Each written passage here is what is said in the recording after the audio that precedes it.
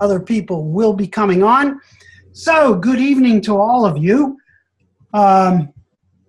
I'm going to probably keep this about 45 minutes or so, depending on how people interact with some of the material, because from my grade, those of you in Philadelphia know, I was a little under the weather when I got back from DC, and I am still under the weather, and went back down to DC for our DC hub with the Moog yesterday. So today I feel like I'm going back into the soup. So anyway, we will carry on.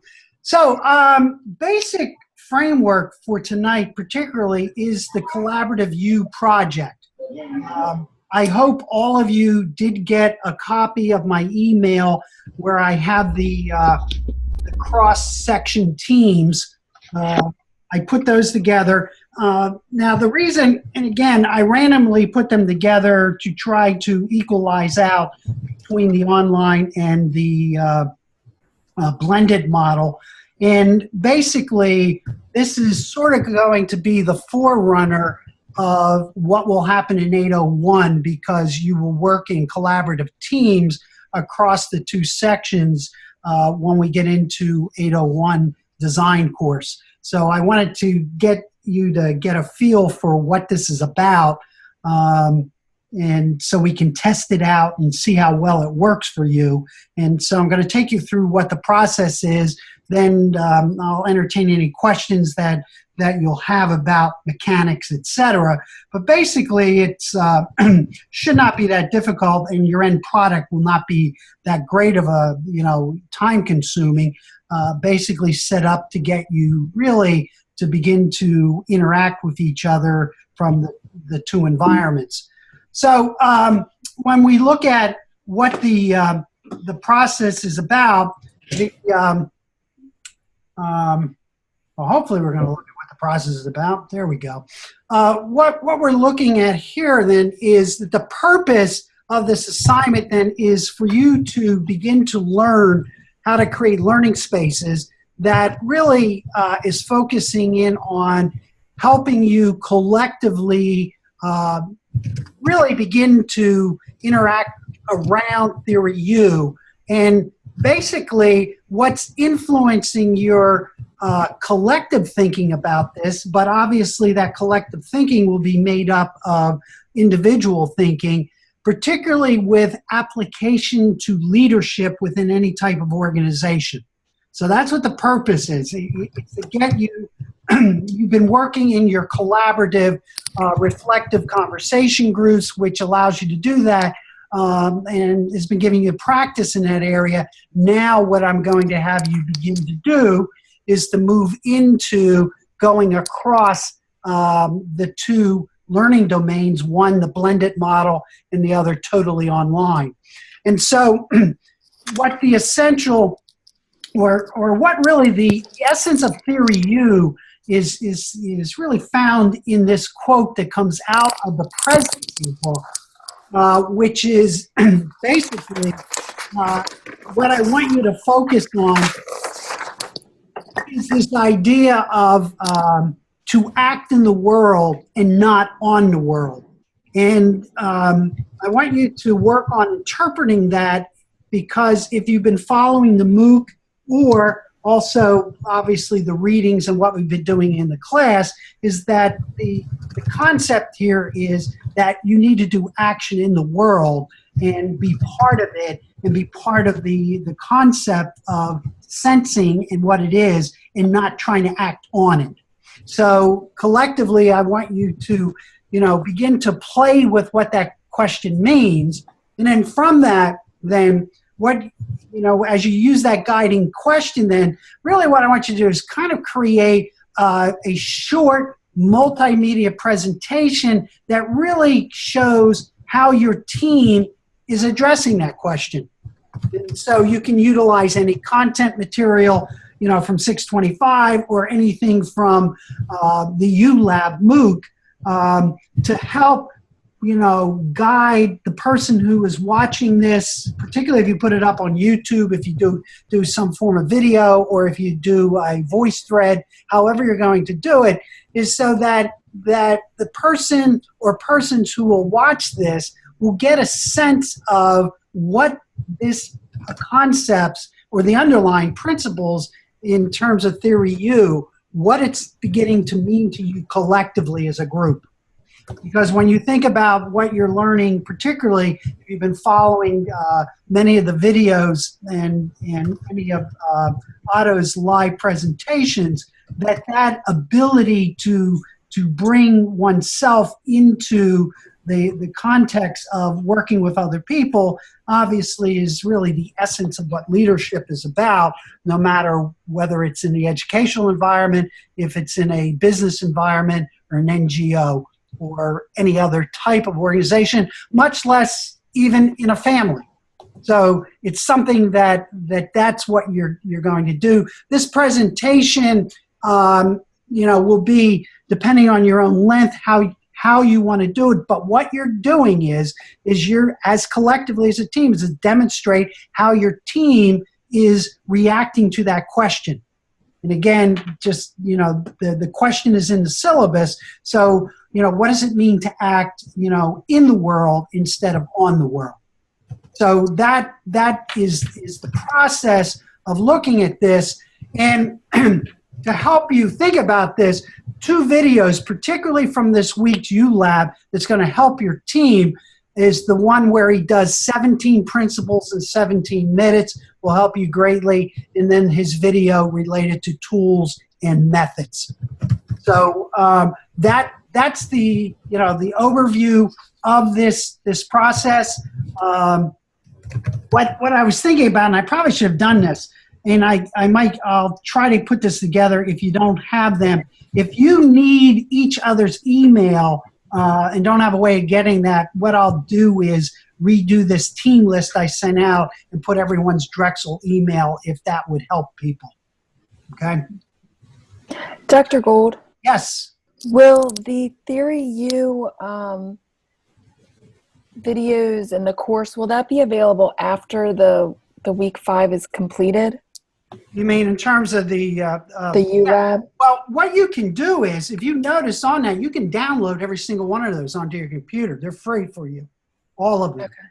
So you can download those, and also you can download, the ones that have a lot of interest to you. And particularly, I'm going to show one video, a short clip now from Otto, what he was talking about today, because I think the distractions that he talks about, I don't know if you had a chance to listen to his short video on distractions. I want to show that and maybe talk about it a little bit, because I think it's, as I'm watching him grow in working with this, from when I was introduced, 5 years ago to his work, and watching the development of how he is presenting this material, it is getting, I'm going to just put it this way, it's getting better and better, because he himself is growing in terms of how he's presenting things. And when you look at the videos that he has for us, in explaining a lot about what you're reading, I think they're excellent resources. But what I really like what he did was he allows you to download all the videos, including the videos from all the guest lecturers. Okay? So any general questions or comments that you have about the assignment? I'm hoping it's pretty straightforward what you have to do.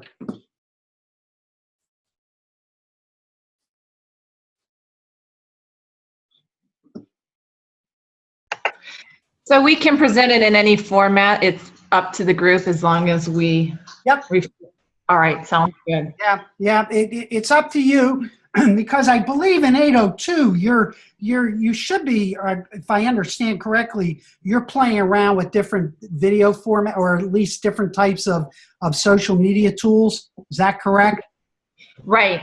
Yeah. So it's up to you. I've gotten to the point. I used to be pretty good at knowing this stuff, but it is just I've given up. So I figure you guys are playing around with this stuff, and I'm going to let you use the formats that make the best sense to you to present the way in which you want to present your material. Again, I'm suggesting, you can do YouTube, obviously, Prezis are available, VoiceThread's available, plus other forms. And many of you have handed in different assignments using those, so that will help. And again, as you get into this, as your team gets into this, when you do your meeting space, set those things up. If you do want to use my Zoom room, team, let me know. I'll just set that up for you. You can utilize Zoom if you want to meet that way. Obviously, you have Google Hangout and many of the other formats, but I'm making Zoom available to you as long as I know when, so I can structure it for your team. Okay. So I'm going to make the assumption, it sounds like most of you have a pretty good sense, of what we're talking about in relationship to this. So what I'm going to do is I'm going to stop the share of that, and I'm going to now go to a different share, and I want you to watch this clip. I don't know if you had a chance to see this particular clip by Otto today, but I think it's a rather interesting one to watch, and we'll give you some. Me. Whoops. John Galt Zoom meeting. Oh, okay. See, my computer talks to me all the time, so that's good. I know it's up here. I don't need the calendar now. I love it. All right, so I'm going to have you watch this video. Hopefully, screen size is okay, and everyone will be able to see it, and we will start the video right now. Hopefully we'll start it. Yes, here we go. At the heart of the U process is the capacity to be present. Being present to what's emerging from the now. Sounds like really easy. But in reality, many of us find this the hardest thing to do. And the reason is that there are 4 sources of distraction that in every given moment are working at us to keep us kind of distracted kind of from this place. The first one we all know.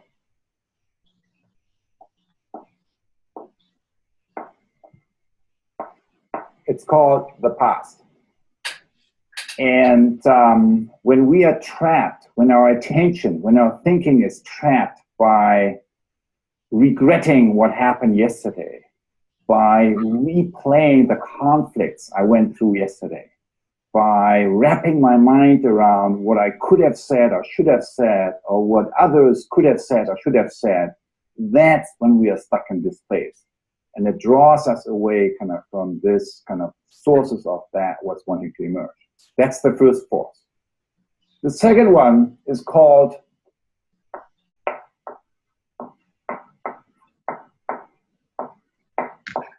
the future. And when we worry about tomorrow, when we worry about what happens the day after tomorrow, that's when our attention is moving into this space. And again, we lose connection to the present moment. Now, when you think about the past, the present, the future, the thing is that only this is really real. Only attending to the present moment, attending to the sources of what's wanting to emerge, is connecting us with real reality. Because the past is what has happened. It passed away. We can no longer change that. So that's already happened. This is what not yet happened. What may or may not happen tomorrow or the day after tomorrow. The only handle, the only way, the only mode of time that allows us to connect with and shift how reality unfolds is connecting to connecting to the present moment, connecting to what's emerging from the now. So those are the first 2 distractions.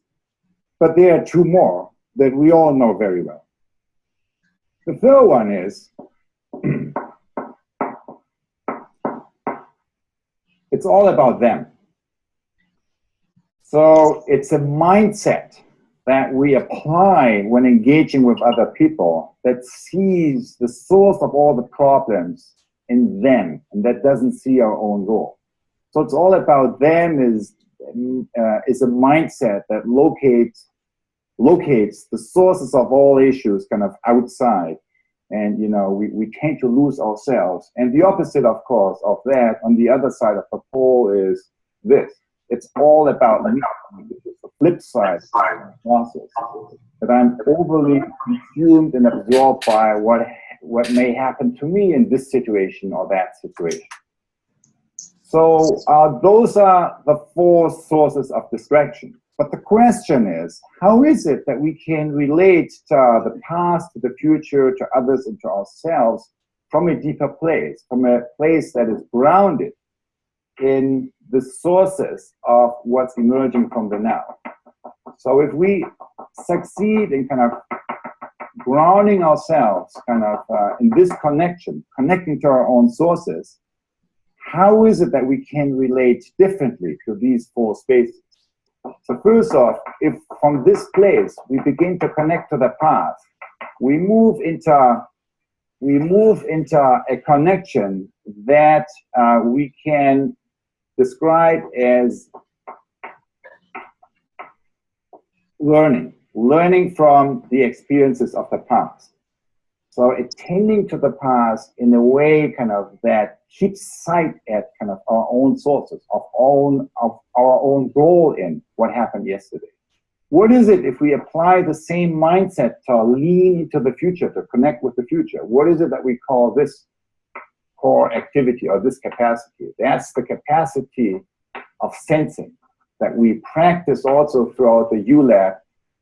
We sense and lean into the unknown, kind of the space of possibility kind of around us, kind of that is wanting to emerge or that could happen. And then if we use the same mindset to connect to others, what do we call that? That's what we call deep listening and deep dialogue. So it's something it's that in the ULAB we call listening 3 and 4, kind of the third and fourth level of listening, which allows us to connect to others in a way that's kind of collapsing the boundary that's separating me from others. And if we apply kind of the same kind of connection to source that we have extended here to these other spaces, if we apply that into our relationship that we have to ourselves, that's, how do we call this quality of connection? That's what we call mindfulness, or paying attention to our attention, or awareness, as a way of attending to ourselves by way of turning around the camera and seeing ourselves kind of from that larger sphere around us. Kind of not only seeing inside out, but remember the astronaut video kind of in the first class, kind of turning around the camera and beginning to see yourself. That's kind of what we have been referring to as paying attention to our attention, which allows us to connect, to engage in a different connection to ourselves that's not centered around the ego. So that really is, in a nutshell, you could say, the curriculum we have been going through. You have been practicing throughout the past few weeks by all the case connects, kind of learning from the past, really kind of reflecting on the experiences of the past and dealing with them in a way that is grounded here.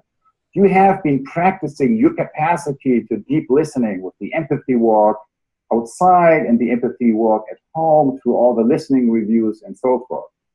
You have been practicing this leaning into the unknown, kind of the sensing the future that's wanting to emerge through the stepping into the field of the future practice and through other practices we did throughout the ULAB journey. And you have been practicing your capacity for awareness and mindfulness, for turning around the camera with a whole set of practices that we have been offering to you, and that probably in part we have been experimenting with, maybe adding to those practices that you are already engaged in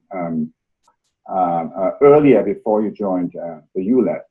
So those are really 4 core capacities that we try to strengthen, that we try to explore, that we try to give you practices and tools around.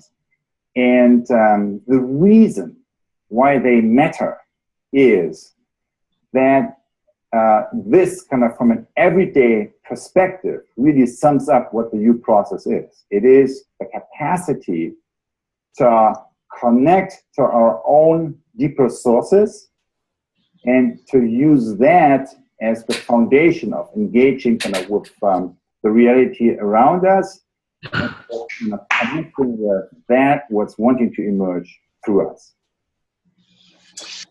Okay, so let me just, I think I can bring this back a little. Okay, what are some of your, as you look at that chart and you think about what we've been covering, particularly around the fields of attention and the levels of listening, and now as you listen to what Otto is bringing out in relationship to what he calls distractions, meaning past, the future, them and me, and then bringing it together into the 4 essential processes of learning and sensing and mindfulness, and doing level 3 and 4 listening. How is this striking you right now as a person who is looking to get deeper into your own source of leadership?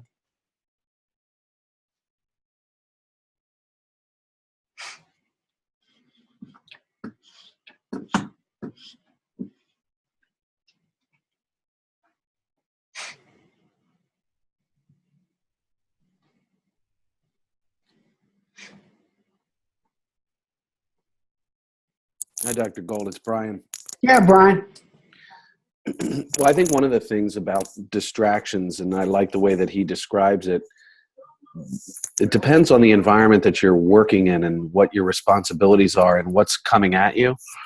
Because I have a combination of small, easy things that are coming from multiple directions, staff, internal, external, faculty, and you also have to simultaneously do some things that are complex and take a long period of time. And in one of the articles we read, the average distraction comes at employees maybe every 11 minutes. Mm-hmm. I think mine might come a little faster than that. And trying to juggle all of those different needs that different people have, which are part of the job, but then the expectations of the employer to do some more high-level work like grant writing, right, to bring in tens of thousands or millions of dollars on a particular project requires really serious thought and a lot of time without interruption, which is just something that is becoming almost impossible. They're completely in conflict with one another. Mm-hmm. Okay. I don't have the answer for what the solution is, but that's a real challenge. Okay. Other perceptions. So in that same note, that's when you're thinking of it the way Brian was just describing it, where does that fall in this diagram? Because when he first was talking about being interrupted and not being present, that's for exactly where my mind went. I don't have a second to be present because I'm running from one thing to the other. But it's not, and I know what he's talking about here, and I can see that happening in meetings where you pull yourself out by thinking, how's this going to affect me? Wait a minute, this is going to be a nightmare if this happens, or this is all about them. I can see that, but there's also this other kind of distractions that's not people-based. It's more schedule-based. Structurally based. Yes, exactly. Yeah. And so a way of thinking about it is, there's a couple levels. as I, was talking in the Philadelphia group and did not on online, but we will eventually. If you look at the opposite of presencing is absencing.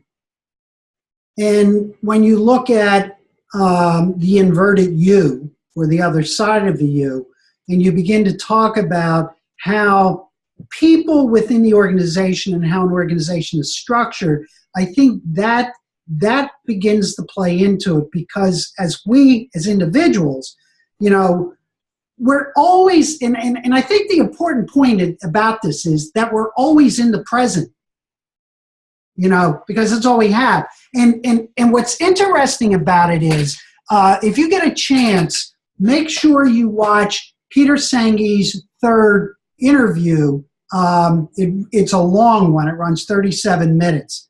And he gets into this idea of, the sense of why we work in the past, or we get trapped in the past. Sometimes we get trapped in the future. Has a lot to do with the fact that in Western culture, we have separated the mind from the body. And that goes back, the 17th century, and it drives us. So our tendency is to look at things in very linear points of view, that it goes that way. But if you were, so for example, Brian, when you talk about, okay, I have to deal with the fact that I must produce revenue through grant writing, I'm there, but you probably draw, if you actually think about it and you become mindful of what's happening to you, most likely you do draw from the past because of how you put things together. You also are drawing from the future, because what is happening there is, there's a lot of pressure being placed upon you, but as the individual, how do you cope with it in relationship to that? And again, if you think about the iceberg, and here's where the iceberg comes in, if your mindset or your thought process is there of understanding these different levels of being at any given time. So the event might be putting together that grant to get it done, or the other event might be, if you're a classroom teacher, it could be the pressure that I feel, particularly as we come into the spring with test scores and having to make sure that the tests get put into place, is that the more you are aware of it, the more you're able to, now my cold's coming in, the more you're able to begin to develop a ability to listen and to change the conversation with other people. It gives you the tools to at least become much more aware of the process, as opposed to getting sucked into it where you lose sight of it. And I think that's the best way of beginning to look at it, because at the individual level, all of your issues, the two of you brought those issues up, generally you're probably looking at it from specific events that are impacting you constantly.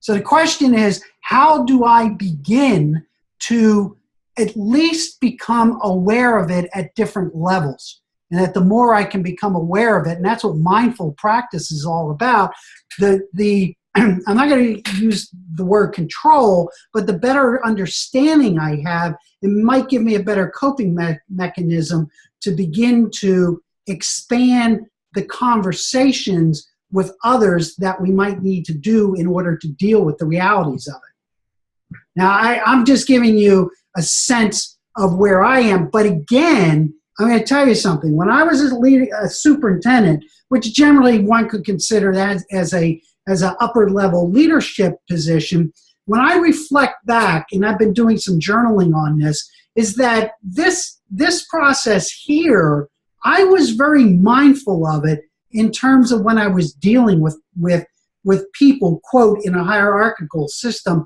my subordinates. And the more you're aware of that, the better you then can be able to create the space that for you, Brian, might feel less pressure, or for you might feel less pressure from whatever, is affecting you. So from my own experience, that's how I've migrated in terms of my approach to what leadership is. I never looked at things from a linear point of view. I've looked at things as very nonlinear and constantly changing, but I've always attempted to be aware of the now. So I don't know if that helps, but that's just my experience. Well, yeah, it does. I mean, one of the things that I've been trying to practice is that when I'm in meetings with other people is to be present. And so to be present means that I'm constantly focusing my attention on who is speaking and listening. And then I try to keep track of and count those people that I don't think are present in the meeting. Anybody who's on their iPhone or anybody who's distracted in some way, that keeps me thinking about being present. Of course, I'm guilty of not being present on occasion, but it's one way to focus on staying in tune with what's happening then, because anything that you might miss in that meeting could affect what you have to do in the future, particularly if you're a significant part of it. Yeah, and I really agree with that. I want to put this full screen share on. Because there's a lot going on here on the chat. Yeah, I agree. The key here is, again, is your awareness. And so, like last week in Washington, D.C., and I told you guys in Philly about this, is that I'm sitting in this meeting, and what I found myself doing was what you said. I've now gotten to the point that I can listen to conversations with the presence of trying to look at what level that conversation is functioning, or as someone said yesterday in the Washington, D.C. hub, it's kind of interesting, because we were talking about change and how do you change things, etc. This one gentleman made a statement. He said, just by my listening, and again, we're talking about a generative listening process to another person, I change them. I already changed it. So it's how you begin to utilize this and begin to think about it. But I think if you listen to the Peter Senge presentation this week and download that one, he really gets into the development of where the split between the mind and the body is, and the impact that had, particularly as he is an engineer. And he talks about his journey until where he's really gotten to understand the need for blending the artistic side, which is the emotional side, with the scientific side, and that you begin to think totally different as you look at the present. So other comments too. I've been I'm gibbering on here. I want to take a look at a couple of your things that you have here on the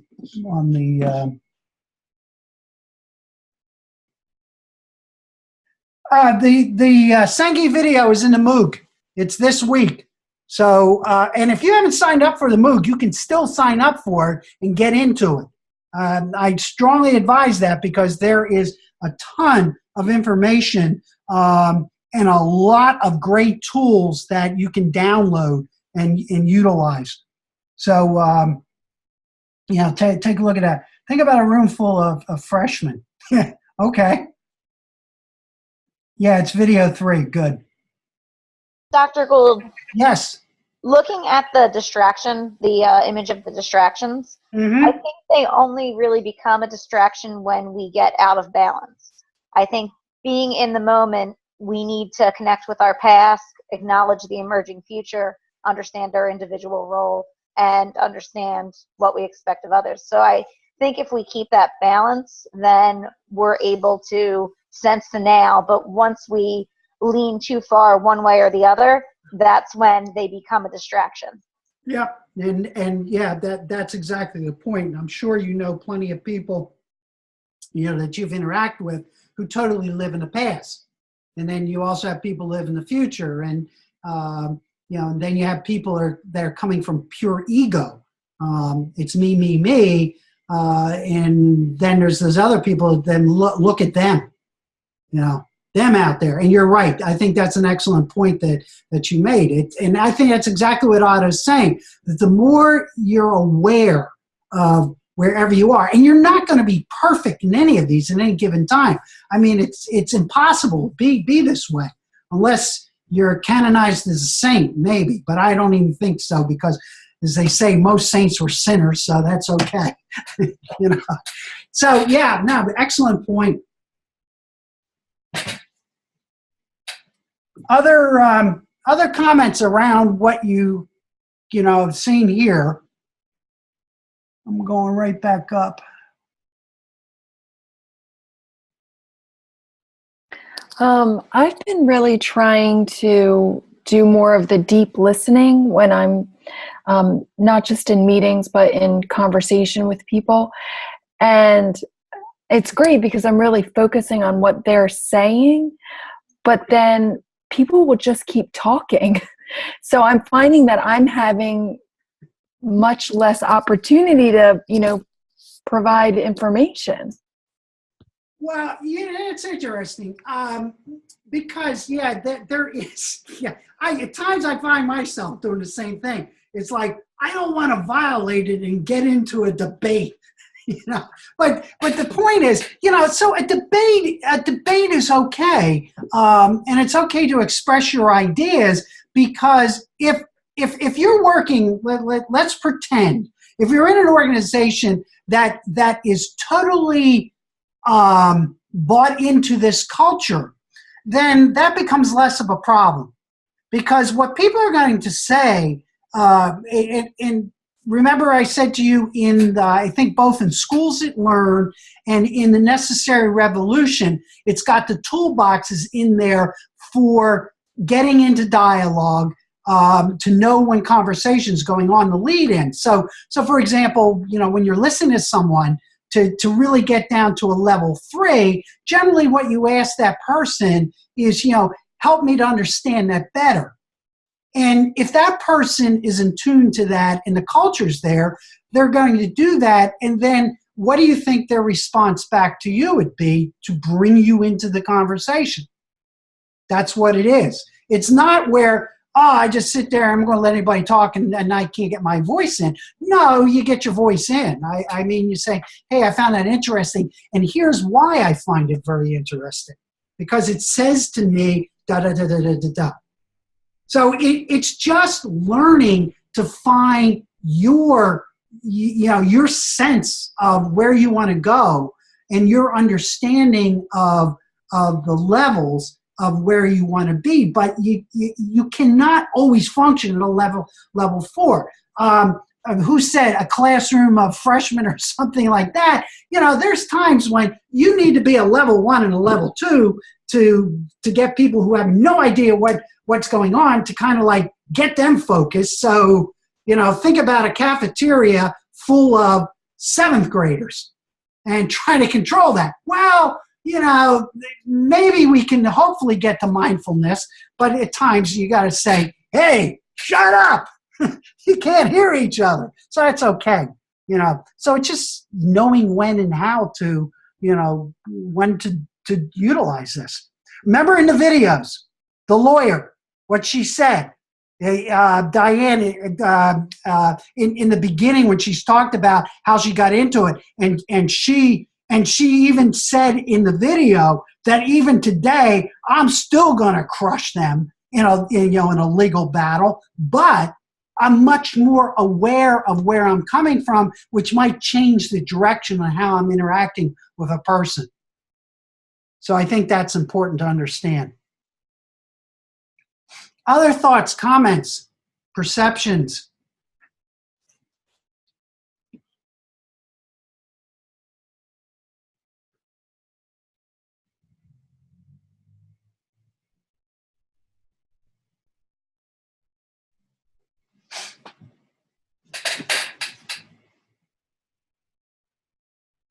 The suggestion I would have is for you to, as soon as this is over, maybe, and I think this activity of getting a journal and having one available, that after you're done with something, just write down your thoughts, becomes a very good activity for you.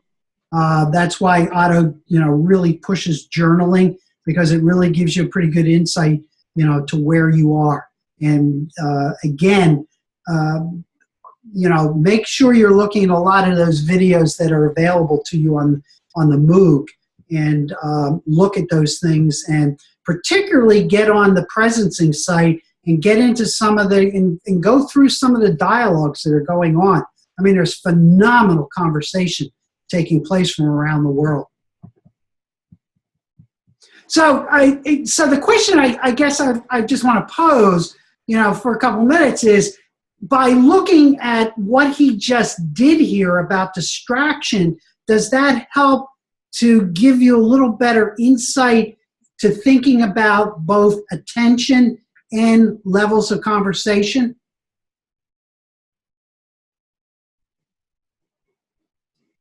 Or at least think about that? I was just curious about that, because it really hit me when I watched this one today.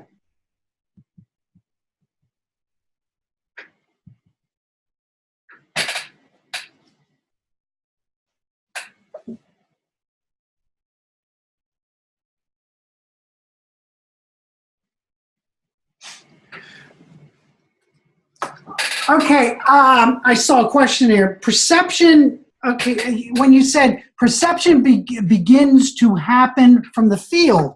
So remember when he talks about his development from his, and I think it was this week, he talks about his parents as being one of the leading organic farmers in Germany. That a long time ago they did that, and when you read in Theory U about his experience, with the farm and with the fire, etc., he talks about probably two people that influenced him greatly. One is Kurt Lewin in talking about the field, but also thinking about the field from his experience. So perception begins to happen from the field. So whatever your field is, so you go into an office, that becomes, your field, your space. That's where your perception is.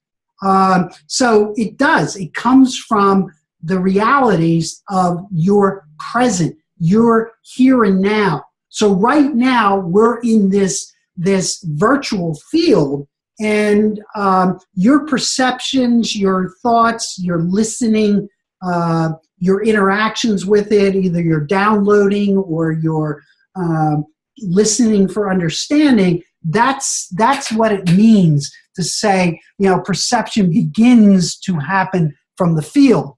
The question is, if you think about the first level of awareness, remember we use this as the model with the blinders on, then we have no perception of the field.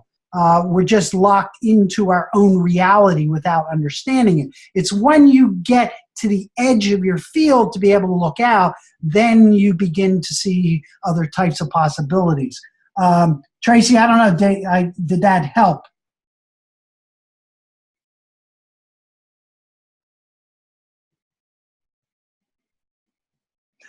That's a good, Jen, that's very interesting.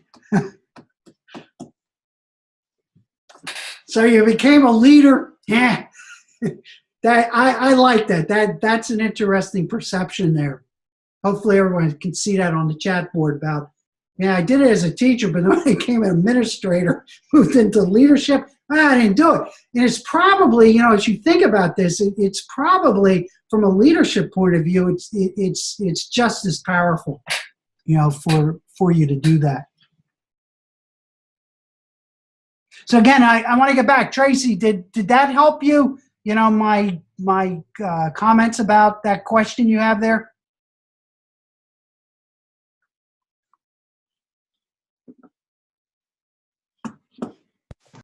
Hello? Yes. Hello?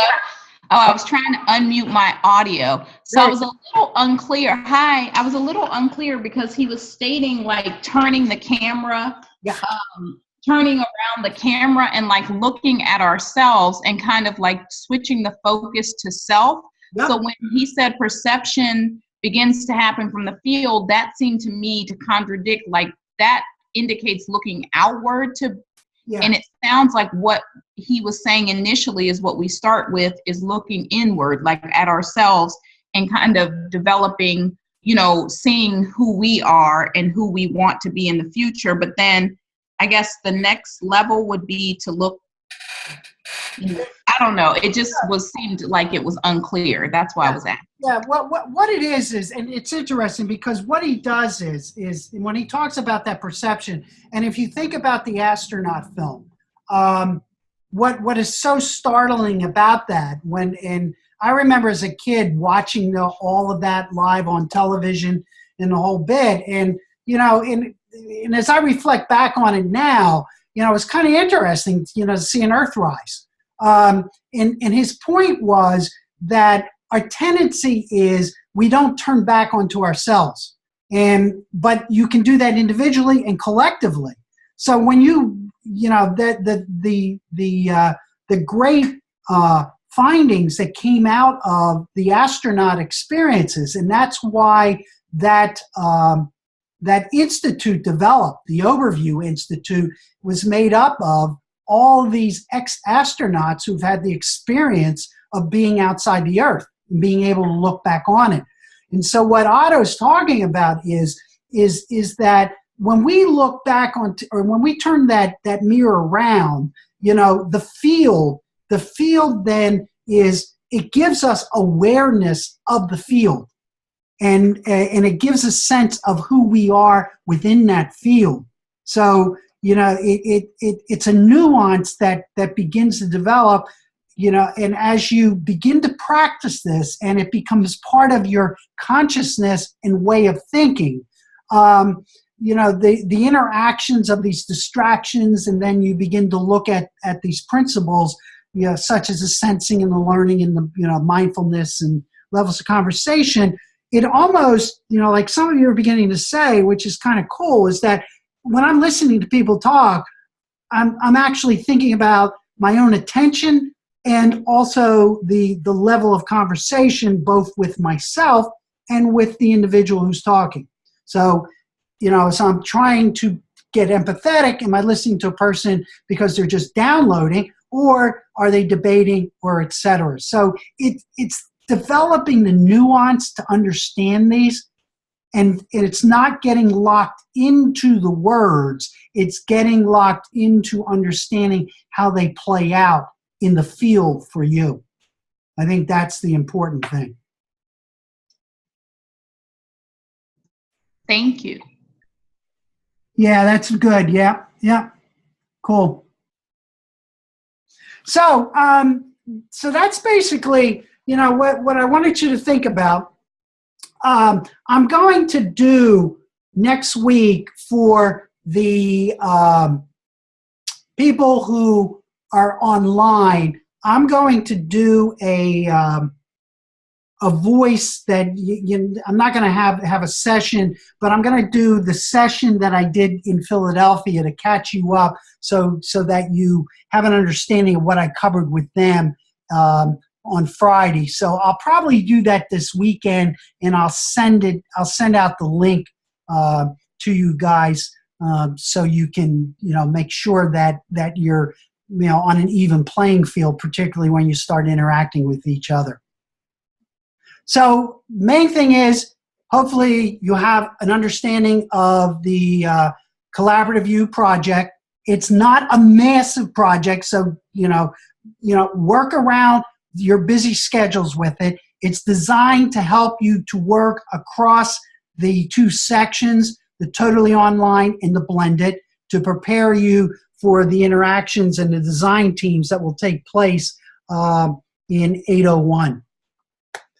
So that basically is it for the evening. I'm going to turn the recording off, but I will keep us, hang on one second, but I'll keep this open. You